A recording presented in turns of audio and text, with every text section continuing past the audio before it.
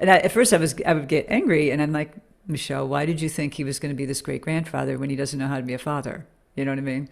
So, so that led me, that whole dynamic led me to be attracted to men that were unavailable emotionally.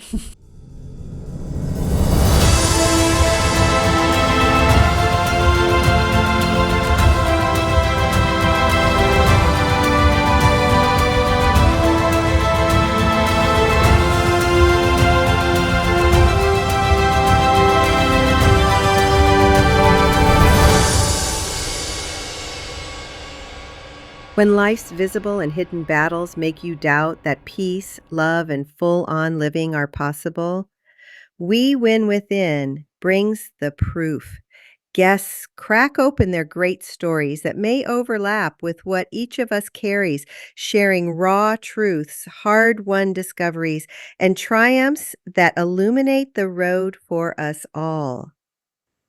I'm Hindy Stegman, daughter of Holocaust survivors, speaker, coach, and fellow journeyer in life, inviting you to listen, look inside, and claim the champion already rising in your heart.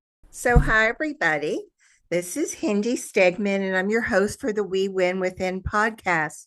And again, you're in for an amazing treat.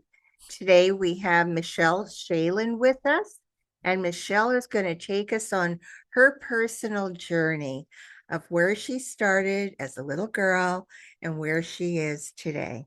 So, take it away, Michele. Wow. Thank you. Thank you, Hindi, very much. I'm honored to be here. Um, well, like everybody, I got a story. I grew up in Chicago, in apartments most of the time. My parents only had a house for 2 years and then they divorced. We moved a lot. I don't really know why. My parents, I grew up with three brothers, one younger, two older, so I was a middle child and the only girl. And my mom kind of wore the pants in the family more. My dad was more, he did passive aggressive a bit, but mostly passive. They didn't know, they did the best they could. They both came from real hard childhoods. That, as much as I know, there's very little I know about my family. It's like this big cloud of mystery because nobody talked about anything. And you didn't ask either, right? Of course not. Oh no. I tried to ask a few times. I remember a few times I tried to speak up about some stuff and it was just, you know what I mean? So I caught, real quick not to talk about stuff. And they didn't know. My mom did somewhat, but, we just didn't have normal conversations that a parent would have with a child. Like no guidance, no talking about anything important. I mean, just kind of strange, like hardly any guidance about anything in life. You're doing something wrong or right, but I mean, you know what I mean? Like no substantial conversations about anything. Even when they split, there was no family discussion. It was just like, okay, we're splitting How old up. were you at the time? 12. 12. Yeah. So anyway, we grew up as what they call latchkey kids in Chicago. We had very little supervision. My mom, unlike a lot of the other mothers that my friends' mothers, she worked all the time. She worked full time. At that stage, I mean, I grew up in I was born in 1963, so I was, 60s and 70s. A lot of mothers were still at home, you know what I mean? And so she worked a lot. My dad was always working. So we were on our own a lot. And I was a tomboy, and I hung out with my two brothers. My older brother, 5 years older, really didn't really talk to me much, kind of like my dad, just really didn't have much of any kind of a relationship. And so my brother, 2 years older than me, and then my younger brother, 2 years younger, we hung out together a lot. And unfortunately, my brother that was 2 years older than me had a lot of anger issues, so he could be violent sometimes, physically abusive sometimes with my brother and I and his friends. But he was real charming and fun also. But he also had a problem with kleptomania. He was a kleptomaniac, and he had to steal all the time. and he stole from jobs and stuff like that. But when he was younger, he stole a lot of things. And my son, my younger brother and I were accomplices. I mean, from the time I was like 8 to 12 years old, I was his accomplice as far as him stealing things, and it caused a crazy amount of anxiety in my life of trying to hide things and not get in trouble and stuff like that, and bikes, purses, breaking into schools for no reason at all, just because when they were closed and stuff. It's just bizarre, just a bizarre kind of upbringing. Did it feel good, Michelle, though? No, no, it didn't feel good. It didn't feel powerful doing No. those things? Maybe it was to him. For me, I was just always scared. I was always scared and anxious about getting caught and stuff like that. Yeah, so it was a lot of crazy incidents like that. And then when we moved yet again to another neighborhood, I said, I was at 12 years old, and I said, I'm not doing this anymore. I'm not doing any of this stuff with you anymore. And they teased me, about being a goody two-shoes or something like that. And I stopped. And he continued on with jobs and stuff like that until one point he got caught a few times to where he had a sentence where he could go out, but he had to sleep in a jail cell every night for 6 months. And that finally seemed to be his wake-up call. And he got his act together. So fast forward, I went on. My mom, when I was 19, was diagnosed with a brain tumor. She was 48 and I was 19. And she lasted about 8 years, a really long downfall. And she died when she was 56 and I was 27. I loved my mom dearly, but we had a very volatile relationship. And towards the end, her mind was affected quite a bit, where she just outright told me that she was jealous of me and would try to get attention away from. If I was talking to my brother at her house or something like that, she would like purposely interrupt to try to get the attention to her, And she was, emotionally abusive to me. I mean, I had a hard time being around her, and then I had a lot of guilt because she was dying. You know what I mean about that. So yeah, it was difficult. So Michelle, were you able to make peace at all with her before she died? not before she died. No, No. Okay. no, it took me a long time. She did the best she could from what she came from, and she Sure. really was good in some areas where she really was. She was our cheerleader. She really was our. She was a bulldog for us. If we needed somebody to stick up for us or something like that, she was the lioness. Okay, and that was definitely an attribute I took on from her. My dad did not. My dad was a wallflower. He wouldn't stick up for us or for anything. So my mom was always there for us, and she encouraged us to do certain things and stuff. She got me into Girl Scouts for a little bit and stuff like that, and encouraged me to get into theater. When I was a child. And that was really fun. So. They did their best. My dad did his best too. I mean, I think my dad never was diagnosed, but I think he might maybe have some like Asperger's or something like that, because really socially inept, doesn't know how to kind of start a conversation. When my kids, my growing up, he didn't even like approach them ever to have a conversation, like ever. And I said to them when they were really young, I was like, Grandpa's shy. I think maybe if you reach out to him and you talk to him first, he would engage if someone reached out, but otherwise he wouldn't know. He just couldn't do it, Mm. So, and I saw my in-laws who were amazing grandparents, you know what I mean? I was just like, at first I would get angry, and I'm like, Michelle, why did you think he was going to be this great grandfather when he doesn't know how to be a father? You know what I mean? So, so that led me, that whole dynamic led me to be attracted to men that were unavailable emotionally. Which, caused a lot of pain and suffering in my life, for sure. And when I was about 19 is when I left the house to get out. I forgot, I back it up. So my parents divorced when I was 12. Okay. And then my mom went on to date men. My dad, I don't know if he ever dated anybody, like anybody. I've asked him, and he was like, no, you don't ever want to talk. Just nothing. Okay, she was the love of his life, but that wasn't the other way around. Okay, she loved him, but I don't think he was ever. I think she married him to get out of her abusive family situation. Okay, she cared for him and loved him. She got married when she was 19, had kids right away, 4 kids. Um, and then they divorced when I was 12. And then my mom developed a brain tumor later. And my father offered to take care of her. And he said, I'll take care of you. And she said, well, I'm not just living with you. You have to marry me again. So they remarried. And then he took care of her until she died. She didn't do anything right. She became reclusive, agoraphobic, and she was very social. Drinking a lot of milk, smoking constantly. I mean, didn't get help emotionally or nothing. And it got to the point later in her illness where it was taking a real toll on my dad. And I was already, did I move yet? No, I hadn't moved yet down to Texas. This was in Chicago. And so we put her in a assisted living home. And within 2 weeks, she died because she didn't want to be there.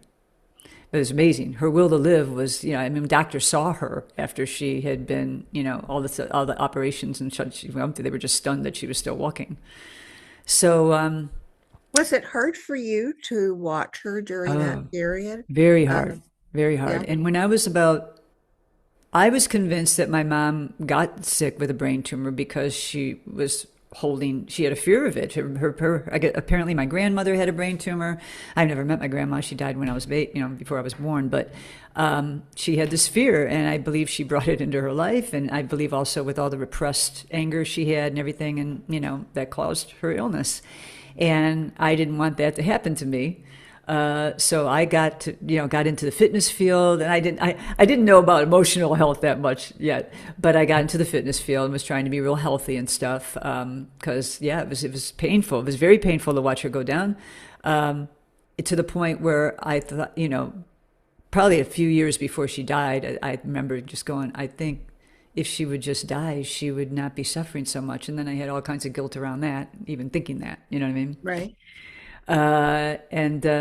So she passed, and then I got into, I've talked to friends and stuff and telling them about my family, and they referred me to 12-step programs like Al-Anon and Adult Children of Alcoholics.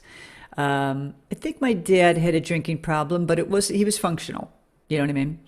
But I remember when they divorced and my mom would want me to ask him for money. When I talked to him, sometimes he would be drunk, I never saw him visibly drunk in front of me, but I saw my mom visibly drunk in front of me. Got really bad a few times, when they were divorced. So they might have both, you know what I mean? So I led into that, and I was like, wow, like this is a whole community of people that are like talking about fear and resentments and their feelings. And I'm like, you know what I mean? Like, wow, I could probably talk about my stuff now, right? So I was really engaged in that. And I was a party girl around that time. And then I met a man, and I started going to open meetings where you have other people from other 12-step groups. So, you had like alcoholics that would go to the meetings, and, other types of addictions and stuff like that. And I met a man who I was dating a little bit, and he was like, well, maybe you got a problem too, and this and that. And I was like, well, I don't know, And so I went in, I was only 25, and I got into the community and started going to those Alcoholics Anonymous meetings. And I really related to everything that was being said, except for when they would talk about experiences they had where they couldn't stop drinking once they started drinking, and, all the things that happened to them as a result of this. And there were a couple times I had blackouts because I was a partier. I drank, but I didn't have a lot of the things that they were talking about. And I would be like, "Oh, okay, I'm getting too drunk. I need to stop drinking because I have to teach an aerobic class the next morning." Because I got into being a trainer. I was in with the Jane Fonda, leg warmers, the whole deal, and so, but I stayed in, and I met my ex-husband there, and we fell in love pretty quickly, and so we married, and it became a foundation of our marriage. He was very, very, he knew that he had a problem, and he had been sober for 4.5 years when I met him, and so it became a foundation of my marriage. And I was very much, involved in helping a lot of women with addictions and trauma and addiction and all that kind of stuff. But and I called myself an alcoholic, and I kind of was indoctrinated into the whole thing. And but every few years, I would say to my ex husband, "I don't know if this is really like I don't have still a lot of the stuff." And people would say, "Well, maybe your disease hasn't progressed as much, and you didn't have all the yets happen yet, because of that." And so I got kind of scared. I was like, "Oh, okay, and I didn't want to cause problems in my marriage, so I stayed on, and it helped me a lot. It helped me with my confidence and, public speaking and, running meetings and stuff like that. I mean, I got a lot of great skills from it, and I was able to help a lot of people. And I worked the 12 steps adamantly, regularly, and I was very into improving myself. But there was one part of a step that nobody did was meditation, and nobody did it. And I was like, no, I know I should do this, but I don't really know how to do it. And back then there was no internet, and you know what I mean, and nobody would talk about it or anything. And there was a big missing link in my healing. And then right around when I was 19 years sober, I learned about Workaholics Anonymous, which was definitely my thing. And so, because I got, from when I was a kid, I would get attention because I didn't get attention, I would get attention when I was productive, when I did things around the house, when I brought home good grades. Okay. So that, along with our cultural conditioning, I got the message of, okay, you're worthwhile and lovable when you're productive. So I just fueled into overachieving and became a workaholic. And so when that was presented to me and I found out about that, I was like, whoa, yes, this is definitely my thing. And so I stopped going to the meetings I was going to and started getting really active in Workaholics Anonymous. And I had a friend that was on the board and said, hey, if you want, we have an opening and you could be the outreach coordinator for the program. So that's what I did. And I would talk to the media. If they wanted to ask about our program or whatever in the community, I would be the one they talked to. And then I would send out a newsletter to the whole community and everything. And that really helped me tap into more of what, that was my escape, which was doing and working and being busy all the time. My escape from the feelings that I hadn't processed yet, a lot of the unhealed trauma I hadn't processed yet, the feelings I had in my marriage, even though my husband was wonderful and we were a great team in a lot of areas.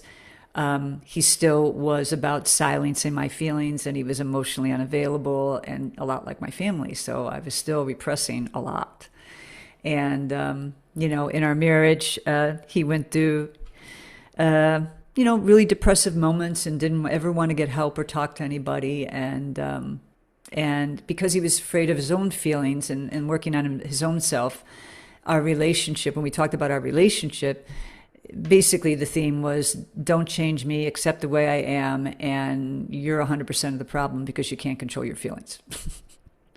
So, obviously, that wouldn't be true for any relationship, but that's what I got over and over again whenever I tried to talk to him about stuff that, he was just so afraid to go deep inside and heal enough. He healed enough to where he wasn't drinking anymore, and that was good enough, But obviously, it wasn't good enough for a nurturing relationship. And he was really, I understand more now, but I remember he was just always talking about how he hates change, and he really resented me from changing because I was growing. I mean, he met me when I was 25, and because he just was like stuck in the mud, didn't want to do anything. And I was all about learning, growing, and I tried to kind of pull him along with me for a little while, but for many years, actually. But when I started meditating, things changed dramatically. And I started meditating when I had back surgery. And so it was interesting. I think back surgery was, I had several surgeries before that, a shoulder and a foot, stuff like this. But I think the universe finally was like, okay, we've given you several clues to slow down, and you're not listening, so now we're going to make you slow down. And I'm regretful that I got the surgery, but at the same time, no, because that was the big experience that led me into meditation that totally changed my life. So did you meditate to get over the pain naturally? Is that what led you Yes. to the meditation? Yeah. So what I learned, I didn't know. I was, from my childhood, I told you I felt anxious and scared a lot. That became hardwired. Okay. And I didn't realize that what I was using fitness for, I became really obsessive with working out. I was using that, and I used it in a bulimic way also when I was in my early 20s. I had an eating disorder for a little while until I got into the 12-step program, and then I was working the steps, and then it went away. But I used exercise as my purge, okay? And then after, like I said, after being in in the program for a little while, it just went away. But exercise became an obsession, and I used to joke and say that I was like a toddler, that I have all kinds of energy inside me. And I need to run around before I can calm down. And it was really true. I didn't realize I was trying to get all this feeling of anxiety out with the exercise and expending that energy. Okay. And it worked great until I couldn't do that. Was just ripped from me. That tool to handle the anxiety, because that's what I was doing unconsciously, was Well, ripped from me. let me ask you something, Michelle. And, we talk about you can be an alcoholic, a drug addict, a food addict, a work addict. And underneath all the different things is what? It's a coping mechanism for unhealed trauma. That's what addictions are. Coping mechanism for unhealed trauma. Yeah. And then we have the flavor that we decide we're going to choose. Or does Yes. it choose us? I mean, it can choose us if we have it in our environment as a kid, right? Oh, okay. I think it's both. It can be both. Just depends on the story of the individual, you know. Yeah. So what I believe is, I've learned from my own experience, and I've deep learning from how trauma and addictions work with Gabor Mate, who I'm a huge fan of. And when I've heard him after I was already intuitively doing it on my own, and I was getting the healing from going inward, and with meditation and breath work and plant medicine experiences, I was going very, very inward regularly, and a lot of this, a lot of the emotions were coming up, and later when I got into learning about his work, and he would talk about things, I was like, exactly. That's exactly. He would talk about he said the 12-step communities is a great foundation, but they don't go deep enough to heal the trauma. That's why they have constant relapsing and jumping from one addiction to another. And he didn't say that, but that's what I said. And as soon as he said that, I was like, absolutely. And then someone in the interview would ask him, well, what do you need to do to go deeper? He's like, you have to start meditating. And I was like, yep, that's what happened to me. So I got my deepest healing from meditation. So what happened was, after I had my back surgery, my neck and my back were very vulnerable and sensitive. And if I got into a conflict, or I got stressed about something, or I felt anxious, the cortisol and the adrenaline that came into my body would be very painful. You know how you get like a little tight in your neck or your stomach, when that happens? Well, for me, it hurts. And when it hurt like that, I was like, oh no, like I have to learn to control this. And that's what led me into meditation and yoga. So I went from workout queen for decades, like over 35 years, to not being able to do anything.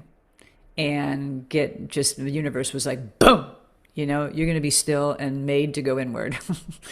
And so that's what I did. I got in a lot of meditation and yoga. And then I was, I rehabilitated myself and learned, got into swimming and, biking I was always a big fan of. So I started, biking just for transport, and that kind of stuff. I ended up right around this time, my ex-husband and I moved down to Key West.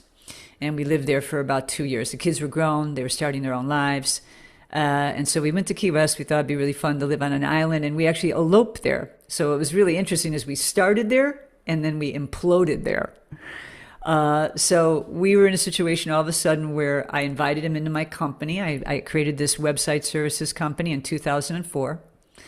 And I was running it by myself for 12 years. And then we moved down to Key West. I invited him into it. And that was really hard on our marriage. Our marriage was already troubled, trying to put a good face on it like we were all good, but, we weren't. And then all of a sudden we were close quarters, working together. We had no distractions. Before, he was gone a lot. Okay.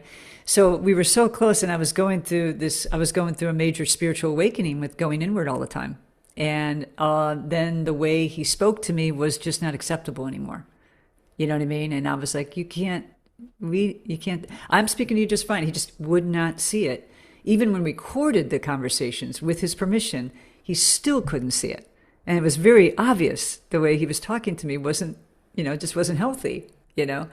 And it wasn't acceptable for me anymore because I was having a major shift. I mean, it wasn't acceptable for a long time, but I would look at the whole picture and I was afraid to be alone in the universe. I was very afraid to be alone because I was alone as a child. I felt alone as a child a lot. So with him, I felt safe in the universe, but I felt alone within my relationship with him, Well, I think, Michelle, so many women end up staying in a relationship because they're scared to be alone. Yep, absolutely. And even though they're not happy, No. better to be unhappy with And safe. somebody they can count Safe. on, even if they really couldn't count on them, but it was another person, right? Yep. And so the sad reality is we want to change when we start shifting. We hope that the person we're living with will start to dance the new dance. Yeah.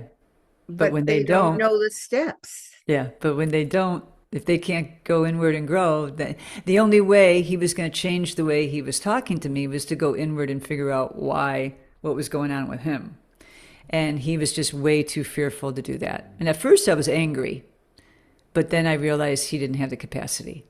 And that made me real sad because I loved him, And he was so freaked out about, what I was talking about, emotions and stuff, that he was pressuring me to get medicated.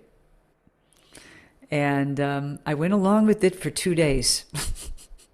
I really didn't want to do it. And I went to a therapist. I got she said it's going to take about 2 weeks to kick in. And I reluctantly took it for 2 days. And I was starting to feel better from my practice, my yoga practice and meditation. I said, I'm not doing this. I'm not taking this anymore because I'm feeling better from this. And he got really angry at me because he wanted to go back to normal, and push all my feelings down. Not because he was being mean, just because he was scared. He didn't know what to do. He just, So yeah, it was a real hard time. It was a lot of real painful emotion, a lot of physical pain around that. I was having a lot of spasms in my back and stuff. And I contemplated, taking my life. I was just like, there's no way I can live like this with this kind of physical and emotional pain. There's absolutely no way I can live like this. And then I thought about staying with him because I was still afraid to be alone. I thought about staying with him because he was a caretaker. He loved that role. He loved the role. He was actually trying. I think he was trying to, show value to me that he could take care of me with my back. So I would stay with him. And he would kind of go over the top on it, like ridiculously so. If I dropped something, he'd be like, oh, he'd like run to get it. I'm like, it was like over the top. And I think that was in the back of his mind because he was afraid I was going to leave. And then that if he was, and I thought about it. I'm like, okay, you'll be safer with him, but you'll be so miserable. And then I'm like, I'm not making the same mistake my mom made, How old were you at that point? I was about 52. 52. Yeah. And it rung in my head because I remember after my mom had married my dad again, she talked to me and she's like complaining about him and this and that. And I was like, Mom, you married the same guy. What'd you think was going to happen? But, she was scared and he was going to take care of her, And I thought about it and I was like, no, I'm not going to do that. Because I had thought, because the way I was feeling, I thought that maybe I was going to be handicapped. I was quite scared. And I thought, no, you can do this. You can do this. You just got to keep on healing and training and moderately and taking care of yourself. So, and I wasn't going to live like that. I was like, no. So we separated and I moved to Spain because I had lived there. I'd gone over there a few times actually the Workaholics Anonymous gave me the opportunity to go to Europe a couple of times and meet other people in the community and meet another group in Germany that was translating all our material. And I really fell in love with Europe. And I've been trying to learn Spanish for a while. And so I thought, okay, I visited Spain and I'm gonna go back there. And it's safe there and so I went alone, with beginner level of Spanish. And I thought, okay, this could be hard, but I could do this. I do these things, this could be hard. And then I go, whoa, this is way harder than I thought it was going to be, which it was. And it was one of the hardest things I ever did, but definitely one of the most transformative experiences I've ever had. And then I realized I had inklings a little bit while I was there, but really understood when I came back and did more healing and wrote and was writing my book about what I was going through in the healing and everything, and tapped into Gabor Mate's documentary, The Wisdom of Trauma, that I was reliving my childhood trauma out in Spain. I was alone. I got connected and spent a lot of time with this one man who was very unavailable emotionally, like my dad. He was worse than my ex-husband. He was like my dad. And just in that sense. Otherwise, he was not like my dad. He was more alpha. He wasn't a passive wallflower like my dad, And we had a lot of good times together, but couldn't talk about any kind of feelings or anything. And I found myself like having thought patterns of like, oh, if I do this, he'll give me more attention, or just like my parents in my childhood. And I was like, oh, wow. And I recognized it, but I was doing this big trauma bonding with him, so it was real hard for me to pull away. I didn't understand it yet. And because I felt so alone there, I was making friends, but it takes time. And it's a different culture. I felt like I was living in a movie. Every single thing in my life had changed. Everything. What it looked like, the language, Michele, the work I was doing. Michele, explain trauma bonding. A lot of people don't know what that means. Okay, so trauma bonding is like if, two people have not healed from their trauma, and they just fit like a glove because of it. Okay, so he was very much like my father. So a man that was emotionally unavailable was like hanging a carrot in front of me. You know what I mean? Like, oh, I act certain ways and try to do certain things to get their attention and give them, get their approval. All right. He was very interesting guy. He had abandonment issues. His father died when he was 5, and his mom had to work a real lot, so he was with a lot of people he didn't know. He had never been married. He never had kids. He never even lived with a woman. Okay, so he was very much into like MySpace and distance. You know what I mean? But then we would connect very passionately, sexually. And I felt safe, and it was a great escape for me of how I was feeling, because I had a lot of anxiety when I was in Spain, because I had so much emotion and I was alone trying to understand. I couldn't express myself like I'm doing now.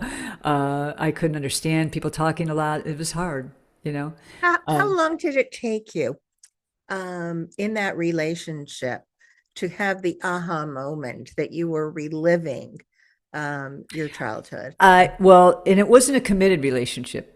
Okay. That was very clear at the very beginning. And that was fine for me at the time, because I was separated from my ex-husband, who was living in another country. He went to Australia. I went to Spain.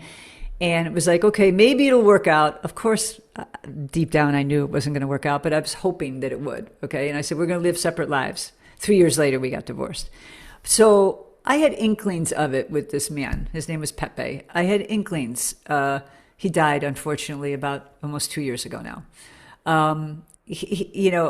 I just go, oh, that's just like my parents. And I even said to him, I go, the way you are with not wanting to listen to my feelings, it's not good for me. It feels like my childhood. But I didn't really understand I was reliving my childhood trauma. I didn't understand that part. I didn't really understand. Did you negate your feelings in the beginning? Because I think very often, even though we might feel and we realize that's how I felt maybe when I was a child, you kind of dismiss it. Yeah, I did. Yeah.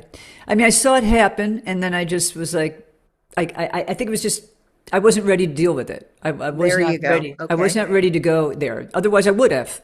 You know what I mean? Mm-hmm. I acknowledged it. I acknowledged that this is like my parents. This is uncomfortable. I don't like this. And then I just was like, I'm not, I didn't consciously say I'm not ready to deal with it, but that's what it was. That's what it was. And it wasn't until I came back home, And I had done, when I was in the 12 step, I looked at things, there's a lot that I don't remember in my childhood, but all that I could remember, I looked at resentments, I looked at fears, I looked at things where they came from, blah, blah, blah, blah, blah. I studied a lot with, dysfunctional families and understood where my family dysfunction was for sure. I understood a lot. But I know now that and I cried and thought I healed a lot with it. But I understand now healing isn't just like, oh, you do it one time and that's, done. I understand now that you go through waves of healing sometimes, and you may cry about something that happened or something that didn't happen that you wish could have happened. And then maybe months or years later, you cry again, and it's a deeper, deeper wave of that healing of the same experience. So that's what I experienced when I came back. And I watched this movie, and I was starting to write my book and about my transformation. And then I started weeping for 3 weeks about my childhood. Nothing new, just, so sad that I wish it were different kind of thing. And then I got a massage from a woman. And then after I left her, I went to a coffee shop, and I was just like writing I always have pen and paper with me to write out thoughts and stuff. And I just started just randomly writing a list of all the things, how I felt as a child. Just boom, boom, boom, boom, boom. And then I stopped and looked at the list, and I was like, I felt like someone hit me in the chest. I was like, I talk about it in my book. I'm like, that's everything I felt in Spain. And that's when I knew. That moment is like, wow, I was reliving this out to be able to heal. Right. Apparently, I thought I was going to Spain to, improve my Spanish and have an adventure. And I think the universe was like, yeah, we're going to put you here so you'll finally deal with your stuff. And that's what happened. And so it came very apparent to me. And that was the last time I've cried or gotten real sad about my childhood, was that deep weeping. And I we hear this, I gave myself permission, or I let myself cry. I don't ever say that anymore, because crying is a great healing. It's there, it releases energy. It's a great purge. It's there for a reason. And when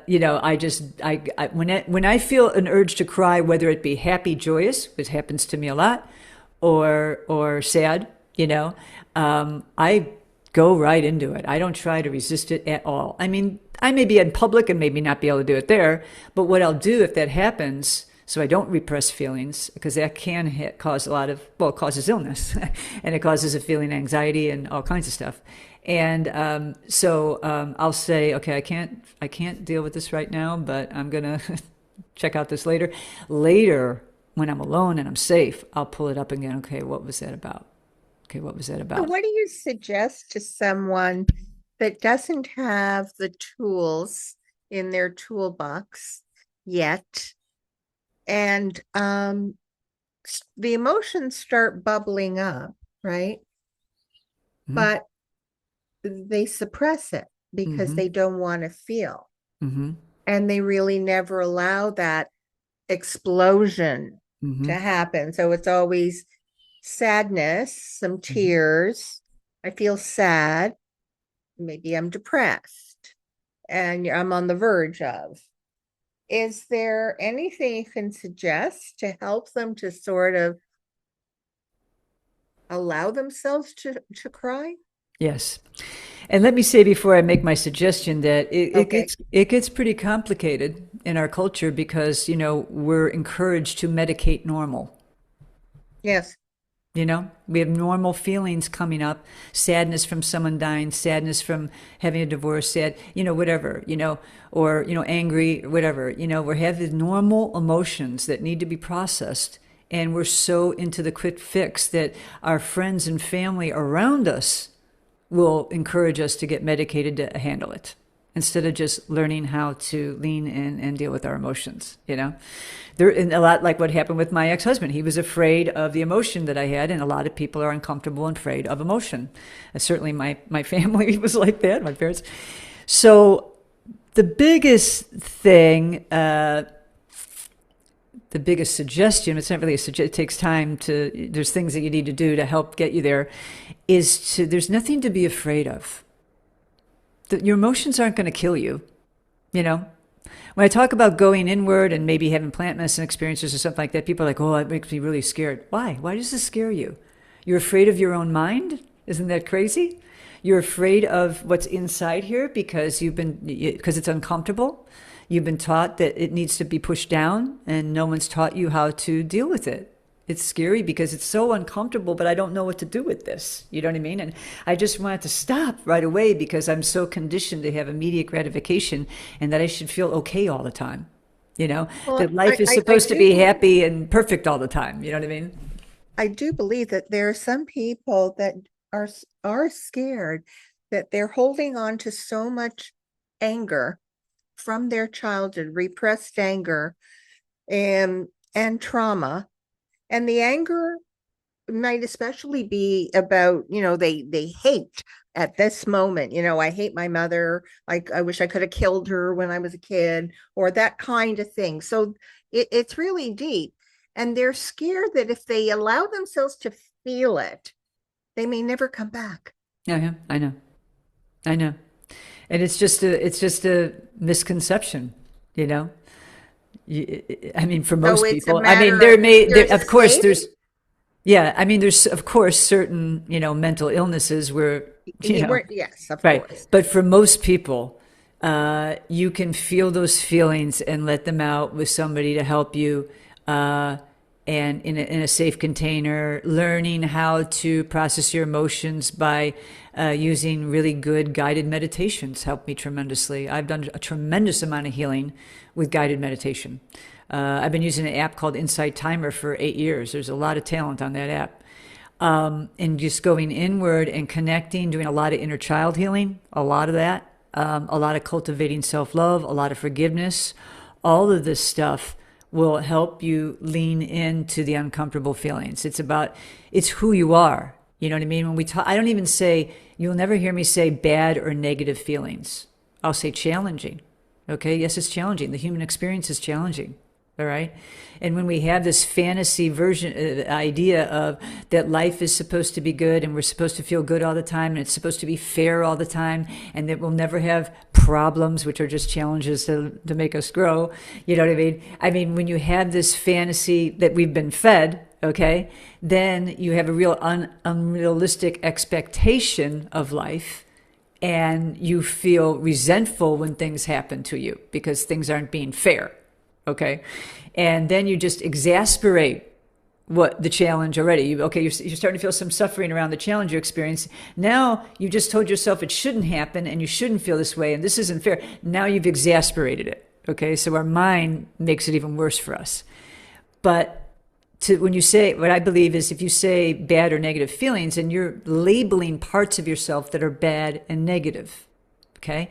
And it's really, truly hard, nearly impossible, I would say, to really embrace yourself and really cultivate really deep self-love, which I believe is absolutely the key to healing in a very big way and being being happy in your life. If you're calling parts of yourself negative and bad, right? And understanding that these are all parts of you. And to embrace, it's not becoming the better, I mean, you could say, okay, I'm becoming the better version of you. It's embracing everything about you. You know what I mean? And I've gone through stages of beliefs and how I would do this. Like years ago, it was like, first don't feel, all right? Then, okay, feel the feeling, but I would tolerate it. I would tolerate it while it was happening. I would be like, okay, just it's going away. Just keep on breathing. And then I graduated to, okay, let's lean into this. Come on, baby. Tell me what's going on with you. Okay, you're sad. Give me a hug. Tell me more. You know what I mean? And talk to myself and really lean into it instead of just tolerating my little girl trying to tell me, hey, I'm hurting here. You know what I mean? If you visualize it as a child, would you tolerate a child telling you how it's hurting so badly, or would you embrace it and try to help it feel better? You know what I mean? And we can do that healing within ourselves. Okay. And I think when you understand, and I talk to people, I thought, what is it going to do? It's not going to hurt you. All it is energy. It's just energy moving through your body. It's okay. All you got to let it roll through. Stop resisting it. You know, what you resist, persist, whether it be life, whether it be feelings, whatever.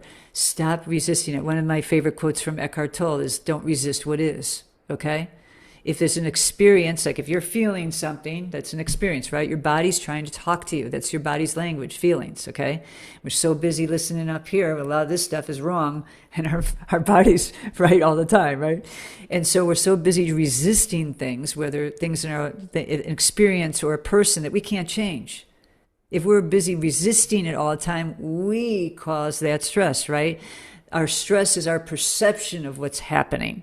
And that's, our crazy thinking can do that, right? But the feelings we have, someone dies, we grieve. It takes a while. Medicating that is just making it worse. It's pushing it down, and you're not able to fully move that energy and through your body and come to terms with it and be okay. That's a human experience. It's going to be a part of one of my challenges in this life, in every life, right? Michelle, don't you think that it's important, though, the word practice, Yes. whether it's let's practice yoga or let's practice whatever it is, in order to be able to be more in tune with our emotions and what to do when I start feeling something bubbling up. It's not something you can do once in 6 months. No. I mean, you really, I say I have to be a warrior for myself daily. Absolutely. Daily. Absolutely. And look Absolutely. at what's going on. And in those Daily. days when the yuck comes on for whatever reason. Just like brushing your teeth, you know what I mean? That's it. You got to do it all the time. I wake up with a negative mindset sometimes about, oh, what I got to do today. And I get to, no, we're not going there. We're turning this around. We're not going to live like this. You are not a person that lives like that. You are a person that feels peaceful, grateful, and joyous today. Okay. And I'll start listening to things that I record, right away. That I record myself, or I listen to other things, whatever. Get me on the right mindset immediately. Like I catch it daily, all the time. If I have something that bubbles up, if I'm in a place where I can stop, and go, okay, what's going on? Okay, I'm listening. What's going on? Sometimes I'll find myself, I'll push it down, and then I'll have to catch myself. No, we're not pushing this down. What's going on? Yes, it's a practice. It gets easier. It gets easier, and you understand it, and you become more aware. The more you meditate, which is brain training, you start to be more aware, and you can have that mindfulness practice gets easier and easier and easier. And as you practice it more and more, your emotional intelligence increases, and then you'll be able to handle life even better and more, and your life improves because you're practicing. It's mental training, just like I use the analogy of physical fitness all the time. It's just like that. I was talking to somebody that said they wanted to work with me, and we were talking about this stuff, and we were just like this very similar conversation. And she says, well, that sounds like a lot of work. Right. And I said, yeah, it's called breath work, shadow work. It's like, it's work. It's mental training. It's work until you learn how to program your brain and learn how to process your feelings, because you were never taught this before. And you were programmed in a way that's destructive for you. Okay. And she's like, well, when do you arrive? And I said, well, it's a lifetime process. You're doing this all the time, daily, throughout the day. It's not about, I heard people say, well, when do you live your life? This is helping you live your life better. Having this awareness, and then she's like, well, do you arrive like when you're dead? I go, I guess, yeah, that's when you arrive. That's when you arrive, when you're dead. Well, I always say I'm a work in progress. Yes. You know, of course, that's what it is. It's just, if you want to, it's the bottom line is, if you want to live a happy, peaceful life with all the chaos going on around you, which is, if you live in the modern Western world, that's it. That's what we live in. Okay. You have to have practices to help you. You can't, it's just totally unrealistic for you to expect to be calm and happy and peaceful and not feel stressed amongst all the stuff that's going around and how we live, right. And how we engage with the technology and everything, which is a whole nother conversation and very, very, very stressful and hard on our brains. Our brains are not meant for this. So, there's a lot of suffering, emotionally, mentally, spiritually, physically, all around, our use with technology if we don't use it healthy, which a lot of people don't. Yeah, we need it more than ever. So yeah, it's a work in progress for sure. So I had major shift. In fact, I'll show you a little copy of my book. It's called Mindful Metamorphosis, and it has on the front of the book, it's me coming out of a cocoon. Ah, Okay. nice. And these wings, I actually took a picture of a butterfly, that exact wing, okay, in flight, and the graphic designer emulated it perfect. And this is actually my profile. And I told my friends after the quarantine, because we were locked down for 7 weeks. I couldn't go out of my apartment for 7 weeks, only to the grocery store a block and a half away. No balcony, no yard, no nothing. Wow. And yeah, and I put myself in a bubble and just, learned all the stuff, inspirational, motivational, spiritual. I was, doing all kinds of practices and everything, and I had an amazing shift. And I told my friends, I felt like I came out of a cocoon. And so I knew right away what was going to be on the front of my book. So, Now tell me the name again. Mindful Metamorphosis, a compassionate guide to inner transformation. So at the very beginning, I talk about my journey and, a short Reader's Digest version. And then the rest of it is just sharing a lot of the things I share with my clients in retreats and my corporate wellness programs and, meditation, all these holistic practices, cognitive behavior therapy techniques, meditation, breath work, all kinds of help you with the stuff we're talking about, to get more control of your mind, to learn how to, when a negative thought comes in, to nab it right away and go, we don't have to think that way. We frame it, put distance between it so you're not identifying with it. There's all kinds of really great techniques that absolutely are proven that this is how your brain learns. And you just have to repetition. Your subconscious is like a child. It learns by repetition, and it believes everything you tell it. That's why it's so easily influenced. And the great news is you can learn to program it just like you were programmed. Okay. And so I share all that kind of stuff, and all kinds of practices, and how to, heal from trauma, and deal with your emotions, and, learn, cultivate self-love, all kinds of stuff. And I share all kinds of resources of people that I learned from, books and documentaries and, TED Talks and everything that I learned so much from. And so it's a lot of practical use as well to help them on Is their it journey. available on Amazon? It is available on Amazon. It's in English and in Spanish, and it's also available in Audible, Spotify, and other platforms with my voice. Oh, great. In English. Yeah. So yeah. So now I'm in a place where, I moved back. I really enjoyed living in Europe quite a bit, even though I said about how hard it was, right? I enjoyed a lot of the lifestyle. I enjoyed a lot of the parts of the diversity of all the different people. I loved it. I really loved it. I came back to the U.S. to salvage my website services company because my ex-husband did not do a good job in managing it. And now it's my company again only, and to heal with my children. Because even though my ex-husband's a good man, he is a little oblivious about how he talks and is inappropriate sometimes, and, made it out to be I was the bad guy. And it hurt my relationship with my children. So I knew that if I came back, I would have a better chance in healing that.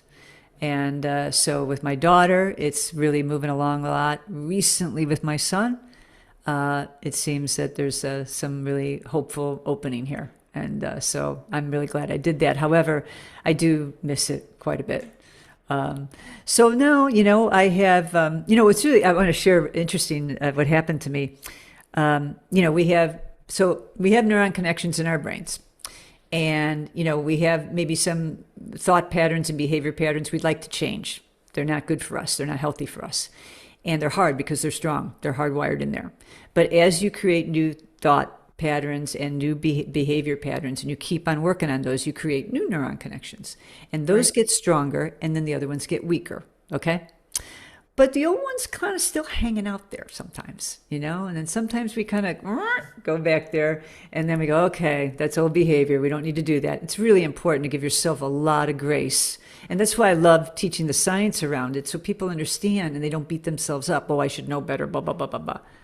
Relax. You're going to go, the incline to growth it's not like this. It's a dance, And so what happened with me, and I knew this, and I was, sharing this with people and helping them, And when I wrote my book, I had to take on a lot of extra work to be able to afford the self-publishing because I really wanted to self-publish. And so I took on a job, Progressive Insurance call center, on top of running my two businesses, okay, and writing the book all at the same time. It was insane, absolutely insane schedule, over 80 hours a week working. And first 6 weeks, I was crying every night. I was so burnt out. And I'm writing this book about mindfulness and, you know, so. And being no longer a workaholic. Yeah. So I'm like, I mean, I had to go back into that behavior after I found a really great balance, with all my practices. And I had, the imposter syndrome going on, and everything. And I was like, okay, we can do this I gave myself 6 months. 6 months, we can do this. It was one of the biggest mindfulness challenges I had to get through that. And to be more peaceful, I was, meditating and grounding outside and doing yoga on my lunch. And then I would eat at my desk just so I could have that, break in between and be, oh my God, it was so challenging. I was marking off on the calendar every day. Okay, one more day, and then in my mind, I thought, okay, when I'm done, I get this done, I'll go back to the nice, healthy balance I had obtained. Okay, that took me a while to get there, right? It wasn't like that. It was not like that. It wasn't like I could We're just back on the treadmill again. That's right. I thought I'd just flick a switch and I go back to how I was, and I was like, so thank goodness, because I had the knowledge, I understood the science. When I was acting compulsively, do again, I was like, oh, I see what this is. I woke up some neuron connections here, and okay, this is going to take a little bit to get back to normal. And I didn't, there was no beating myself up or anything. It was just total understanding and going, okay, I understand what I have to do this now. And so I slowly just kept on catching myself and giving myself a lot of care and, taking care of myself more and more and more, and got back on track to a healthy place. I still, will sometimes have a tendency, and when I'm moving fast and I have to go, honey, what are you moving fast for? You're not in a race. Take your time. Slow down. Let's take a break. And I'll you sit up and then I start it's 7:00. We're not working anymore. Get off that screen. You're done, And so I have to coach myself on a regular basis. Yeah. And I was learning, actually, I was listening to one of the people I like to listen to, Andrew Huberman. And I was listening to a talk the other day. It was really interesting because a lot of my work that I did on myself, my practices and what I share in my corporate wellness programs or in my private coaching or my retreats or anything was naturally cognitive behavior therapy. And I didn't even know. I never had someone take me through that. I just studied how the brain worked and how you could reprogram your brain and reframe it and have a new way of talking and all that. You know what I mean? And so I just naturally did it. And one of the things I naturally did, because I was on my own, I don't really have much experience with talk therapy as a patient. 6 months total my whole life. Okay. And it wasn't like I didn't want someone to know or talk to. I didn't find somebody I connected with. And I knew I had to have someone that thought in a special way to go deep and all the stuff I'm talking about, not just chat, and here's some medication, And so I just started naturally coaching myself because I was on my own, I was in Spain when I really started going deep into this. And I remember it was about maybe 4 or 5 years ago, I created this, I'm a real big fan of recording and creating things on my phone and then listening to them. Gratitude lists, affirmations, mantras, all kinds of stuff to get my mind back on track. And I created this pep talk. And it was this talk that I was just walking down the street and I was feeling anxious about things to do and my to-do list. That's my biggest challenge. And that I have to still go on, it's okay, And I just gave myself this great pep talk while I was walking down the street. You don't have to worry about anything. Everything gets done, honey. Look at this. I gave myself all these different examples. You rock it. You do this all the time. You never have to worry about this stuff. You're always taken care of, in a really beautiful, loving way, right? And I was just listening to a talk, and I listen to it still, on a daily basis. And when you hear yourself talking to you like that, I use other people affirmations too, but when you hear yourself It's very powerful in your subconscious. I mean, the first time I heard it, I was like, my brain was like, "Oh, that's me." You know what I mean? I mean, I've heard myself talk before, but not heard Right, myself talk to myself that way. You know what I right. mean? And so, because I've recorded and spoke, because I've heard myself talk.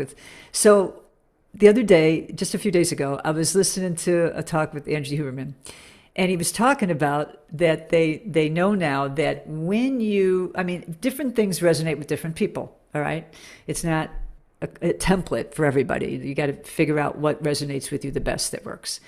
And one thing that really resonates with people well a lot is when you're listening to you talk to yourself like another person's talking to you. So you can have the I am affirmations, they say are very powerful, but for some people that doesn't resonate as much, okay? Instead, I am a strong person. Instead, hey, you are a person who's really strong and you know how to take care of this, okay? So, do the things you need to do. You know you can do it. You're strong. You got this. Like that kind of talk. So it was just like my pep talk.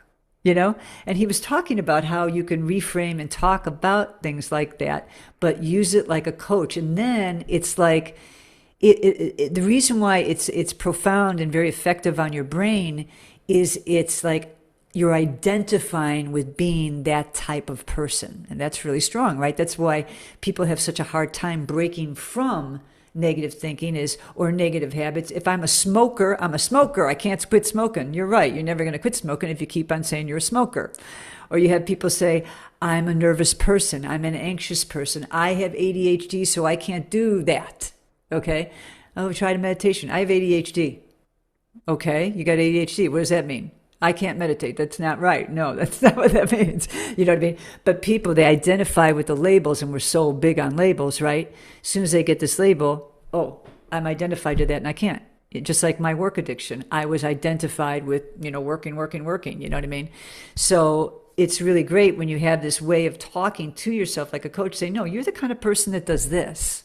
And then that's the kind of person I'm at. So it can go in a positive direction too that way. And then You you're more know, likely to behave that way. That person does. that's really great because I was going to say, can you give me a pearl of wisdom that we can share with the people? And you automatically did it without me saying, can you give me a pearl of wisdom? Because that's a beautiful pearl of wisdom. And you're right. Some of us can do I am statements and it just I am this and I am that, and it works. And for others, they need to hear it in the second person or whatever, and whatever works for you. I That's mean, right. I create songs to myself. That's Yeah, that's beautiful. and I sing it And now I to know, me. okay, so here you are. You're already, because there's a lot of ways to meditate. The common Right. denominator is just consistent focus on something, right? So you're writing a song, which is meditative, okay? You're very focused on writing the song. So you're getting that brain training there. And then you're listening to it. So you're getting this wonderful affirmation and this brain training that way too. I mean, it's like a double whammy. That's fantastic. That's a double whammy of healing. Well, for me, meditation is not sitting quiet. So I learned years ago it's dancing, it's There you movement, go. right? It's movement because it That's right. takes me out of where I am. So when I add the words to my little ditty And that you I dance. create, and I dance. Dancing is so beautiful because it gets the movement, you're releasing energy, you're focused, you're in a meditative state, you're in a present state, so you're peaceful, and you're raising your vibrations all at the same time. I mean, it's beautiful medicine. And animals and children will vibe on it right away. As soon as you start doing it, they go right away and they catch on. And my dog wants to start dancing with me as soon as I start dancing a little bit. I mean, I can get into it for 1 minute. And he's like, yeah, let's go. So, yeah, I mean, that's another pearl of wisdom I'll give is find something that resonates with you. If you don't, anything, just like working out, if you hate going to the gym, go swimming, go dancing, hiking, whatever works for you that you're going to stick with and have a part of your lifestyle. It's the same thing with mindfulness exercises and meditative kind of practices. Find something that you enjoy and that you will stick with, because that's when you'll have it in your everyday life. and you're going to be more peaceful and happy with that in your life. Thank you so much, Michelle. And it's been amazing, amazing, amazing. Oh, And thank you. I'm It's- looking forward to getting your book. oh, well, I thank you. really would love to read that, and I'm sure it'll make a difference in the lives of whoever picks it up. So thank you again, Michelle. It's Thank you been so much great. for having me on. Thank you.